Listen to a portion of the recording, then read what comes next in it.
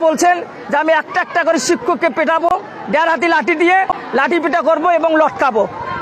রংপুরের গঙ্গাচড়া উপজেলার Gajghanta high school ও কলেজের ভারপ্রাপ্ত অধ্যক্ষ আখতারুজ্জামান শাহীনের বিরুদ্ধে নানা দুর্নীতি, অনিয়ম ও অসৎ আচরণে মানববন্ধন করেছেন শিক্ষক ও কর্মচারীরা।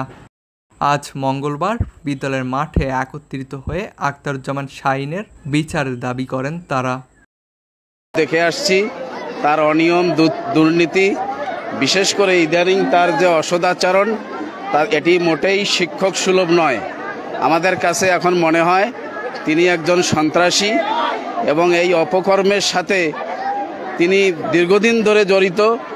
আমরা বিভিন্ন জায়গায় এটা জানিয়েছি, কিন্তু আমরা প্রতিকার না পেয়ে আজকে বাধ্য হয়ে আমাদের এই শান্তিপূর্ণ কর্মসূচি আমরা পালন করছি। আমরা আজকে অত প্রতিষ্ঠানের সহকারী প্রধান শিক্ষক আখতারুজ্জামান শাহীনের অনিয়ম, দুর্নীতি, অসদাচরণ এর বিরুদ্ধে মানববন্ধন করতেছি। এটার মূলত কারণ হলো তিনি প্রায় 2.5 বছর যাবত ভারপ্রাপ্ত হিসেবে দায়িত্ব পালন করেন। পরবর্তীতে আরেকজন অধ্যক্ষ মন্ত্রণালয় পরিবর্তন মোতাবেক ভারপ্রাপ্ত হন এবং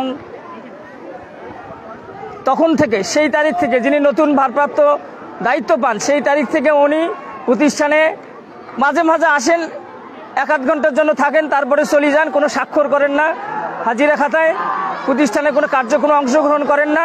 উনি যা ইচ্ছে তাই করেন। প্রতিষ্ঠান প্রধান যদি ছুটির কথা বলে কোনো আবেদন দেব না, কিছু আপনার যা ইচ্ছে তাই করেন, এই কথা উনি বলে। আমরা ইতিমধ্যে দেখেছি তিনি আর্থিক দুর্নীতির সঙ্গে জড়িত। প্রতিষ্ঠানে প্রশংসাপত্রের টাকা, তারপরে আমাদের লাইব্রেরি প্রকাশনীর টাকা দেয় প্রতি বছর, সেখানকার 60,000 টাকা। তারপরে ভোকেশনালের বেসিক বিল্ডিং মেইনটেনেন্স শাখার এটা এমপিওভুক্ত করেন না, উনি সম্পূর্ণ এককভাবে 6,80,000 টাকা নিয়ে ঘুষ হিসাবে দিয়েছেন, কিন্তু ওই শাখা আজ পর্যন্ত এমপিওভুক্ত হয়নি। গেলে উনি অধ্যত্বপূর্ণ আচরণ করেন এবং অধ্যক্ষ স্যারের সঙ্গে একবারে মারার উপক্রম হয়, এরকম অবস্থার সৃষ্টি করে। আচ্ছা, বলছেন যে আমি একটা একটা করে শিক্ষককে পেটাবো, দেড় হাতি লাঠি দিয়ে লাঠি পিটা করবো এবং লটকাবো।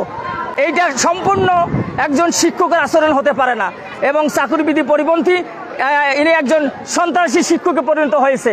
কাজে সন্ত্রাসীর বিরুদ্ধে আমরা আজকে মানববন্ধন করতেছি এবং এর সুষ্ঠু বিচার আমরা দাবি করতেছি শিক্ষক সমাজ সবাই।